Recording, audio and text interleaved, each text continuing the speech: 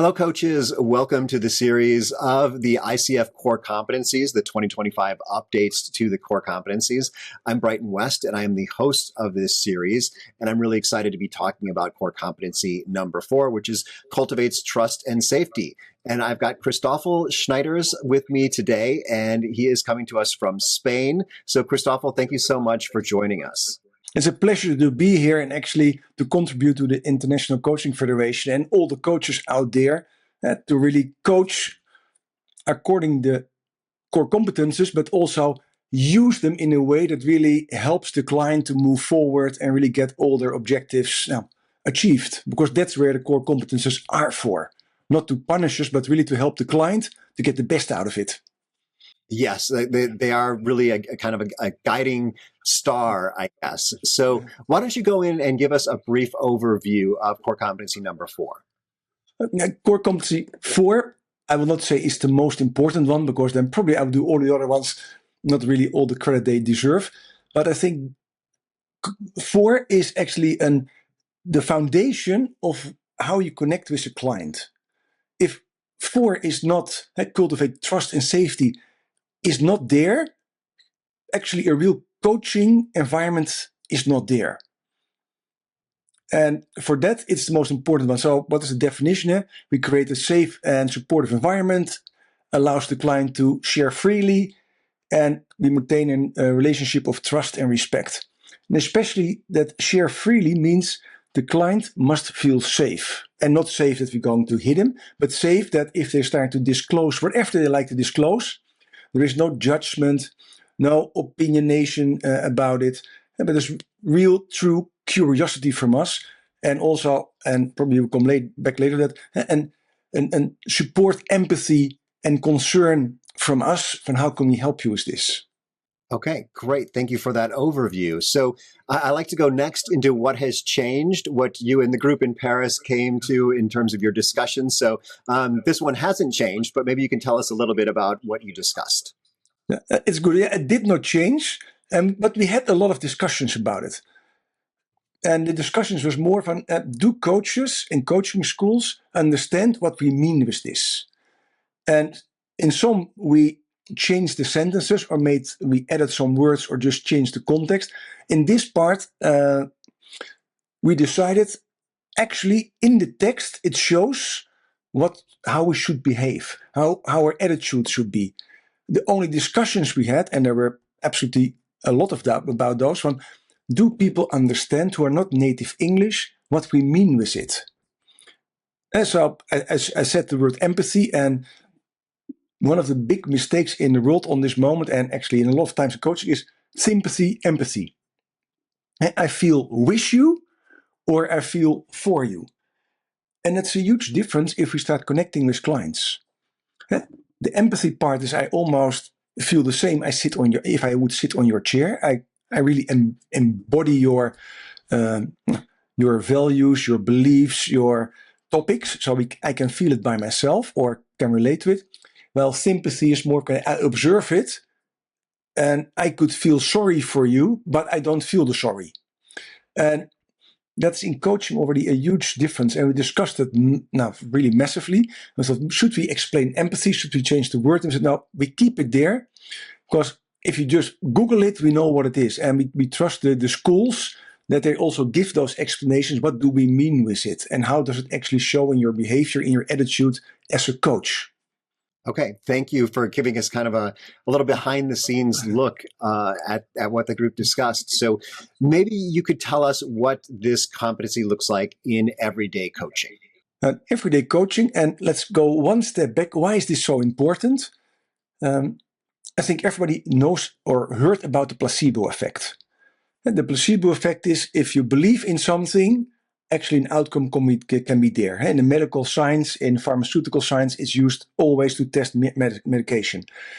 If there's a real cultivation of trust and safety, you could almost say also the placebo effect occurs there. The client really starts believing this is going to change and help me massively. And if there's a real belief you can, the chance that it will happen is really there. So you don't just buy a coach, You really found somebody who you think, okay, he is really or she is really going to help me to get there. I trust that person. That trust is the same as empathy, a word that is used and misused so many times, as you know. And the funny part is when you talk about trust, trust is decided by the receiver. So I can send trust to you, but if you don't feel it, if you don't embody it, it doesn't happen. So then we come also back to empathy and to the other parts. We have to create a trusting environment. That means actually the client has to start experiencing, hey, I can trust the coach. So in real coaching, that means that, what actually the first one already says, we understand the client's context, identity, environment, experience, values, and beliefs. So it means we dive deeper. What is their whole story? And it's not only, oh, this is the topic. No, but where are they coming from? What is their cultural background? What is their belief system background? What are their values? What kind of experience do they have?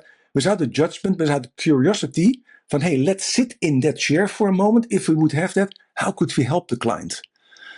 And why is actually, I said, an extremely important, also a really misused one, because if you ask now the average coach or the average person and the leader and coach, do you cultivate trust and safety in your team? Now, I almost never see a coachee who says, no, actually, I'm just a bully. Our own self-assessment, if we cultivate trust and safety, do with all respect, is not always the best. Because as I said, I can give it. It doesn't mean you receive it. So in that part in coaching, it's actually also asking the question and becoming aware about the responses of the client. Is there really a relationship that is built on that trust and on that safety? And it means we have to be actually stepping out of our own judgments, our own experience, our own values, and start observing ourselves. Hey, how do we perceive actually what the client is saying? It's almost like a tripartite coaching. We coach, but also we observe ourselves from, hey, how do we deal actually with what the client is saying? And that sometimes makes us really hard, especially when you say, a beginning coach, you're so busy with powerful questions and listening and all the things that you also have to observe yourself. How do I deal when the client says something while you actually are already processing with your new question? And then you have to observe yourself, okay, how do I actually respond on the client? Is my response actually creating safety and trust and compassion and empathy? Or is it fun? What do you now say? Oh, that's strange. Heck, we can think it's strange, but the moment we say it, trust is done. Because it's actually judgment. And it is so normal for everybody, and it doesn't matter how long you have been coached, to put a little judgment or a little opinion in there. Because it keeps us also in our own identity. I drink a glass of water instead of a cup of coffee. Oh, is that strange? Is that not strange? Now, before you know, you have a judgment about it. Oh, you don't drink coffee? And that question already is actually a judgment question, also based on the intonation, because the curiosity is something else. And the curiosity is much more, hey, I observe actually you're taking a water. That's really beautiful. I could be curious what's the reason you're taking a water, because I see everybody drinking coffee. And just stepping into that role from, hey, what's happening there? And that makes it extremely, I would say, harder to do so. And that's why I say it's a foundation, because if you do this, the placebo effect, the trust and safety is there, you can really do beautiful things.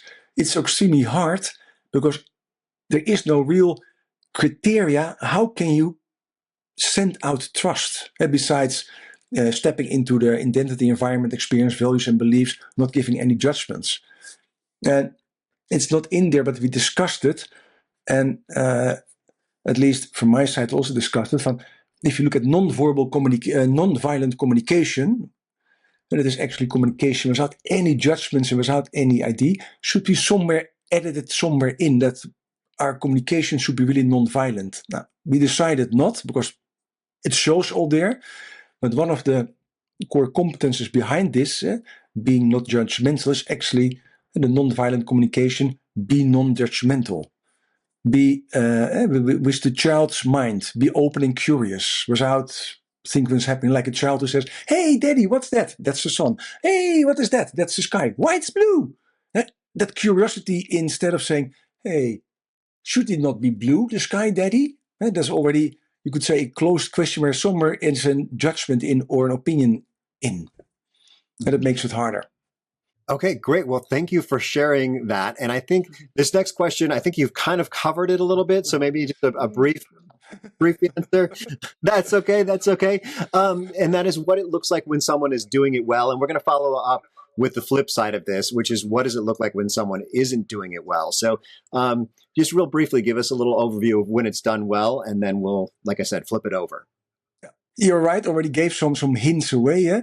When it's done well, it means when the client shares something or perceive or is actually dressing in a certain way, sitting in a specific way. There's no judgment at all, just curiosity, just acceptance. Yeah. Sometimes I make a comparison. When animals see each other, there's no judgment in there. Yeah. A dog doesn't care if another dog is black, white, colorful, smelly, not smelly. They just smell each other and it's okay. There's no judgment.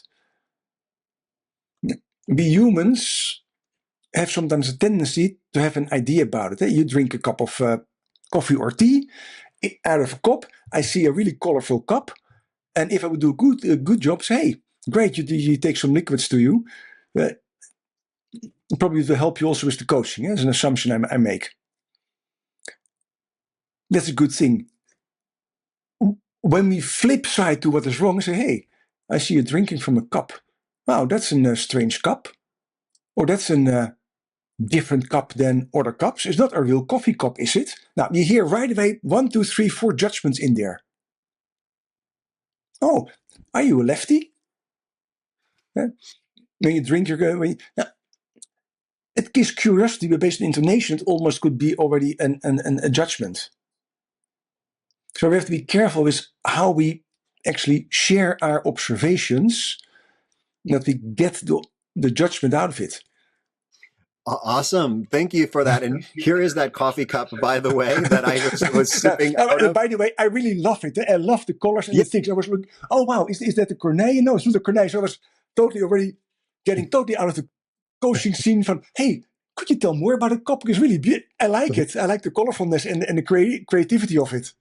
Well, this is a great segue into the when things aren't going well, maybe. So when a coach is not necessarily adhering to this core competency, tell us a little bit about what that might look like. Yeah, no, it is the funny part. When I say I'm really curious about it, then actually in the other core competence, you can use it right away.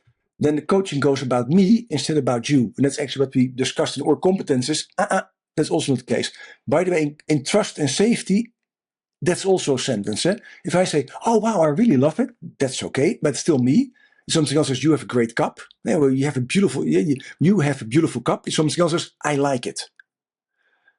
Mm-hmm. So if I talk about myself, I like it, how much trust and safety give it to you? Because in that moment, you could sense, oh, wow, he's more interested in himself than in me. Yeah. Mm-hmm. So then in my language, would be, hey, you have a beautiful cup. That's amazing. Can I just ask a question about it? Because I never seen it, but I love to learn. I love to learn more about it. Boom, about me. Wow, why did you choose that? Because it really brings something to the session. Mm-hmm. It is sometimes really difficult to use the same language, but that's also cultivating trust. It's not about me, myself, and I. It's about you, and you. Mm-hmm. Still, it's a beautiful cup in my perception, or but I'm not coaching now. Thank you. Yes, I also have to remind myself when doing these sessions that I shouldn't be thinking like a coach. I'm not a coach, but sometimes because I spend so much time with coaches, I think like them. But this is an interview. So, and the cup is, by the way, from Mexico, where I live half time. So, amazing, amazing. A whole bunch of them, Talavera cups. Yeah, it's great. And yes, they absolutely evoke also a chat or more interest. And when you talk about, say, beliefs, experiences, you just share. You live half time in Mexico. On that moment, it brings also something to the table in trust and safety. From hey, let's include more. Hey, you live in Mexico. What brings us, say, to the topic we're now discussing, that experience you have from Mexico and you're living there? And so that is also effect of trust. Okay, I'm interested actually what you do and your experiences, how that brings actually now in the session. Before we wrap up, I want to give you a chance to add anything that might be remaining out there. So is there anything that we missed in this discussion? Now, the only thing is concern for the client is also a word, and that we discussed it. Concern for the client almost could feel, I take you on my shoulders. Oh, you have pain? Okay, can I help you? No. The client is resourceful. The client should do it. So that word concern, we also say, how do we see concern? So it is actually observing that the client could maybe need some assistance. It does not need, we have to rescue him or her out of the water. Just come aware, okay, you're now walking into the water. Oh, that is probably not a wise idea because the water is there really deep and cold. So there is concern, but I'm not going to jump into you to save you. Hey, it's more, okay, I noticed this. How can you do something about this? So the concern is not, I take you on my shoulders. It's more from, hey, I notice something. How can you deal with this? Well, thank you for adding that. And thank you so much for sharing. And thank you for your work with this the committee that met in Paris. And thank you to the viewers, too, for watching this. And if you're ready for the next core competency about maintaining presence, you're going to find that video up here. And if you haven't watched the whole series, you can start from the beginning down here. Thank you so much for watching.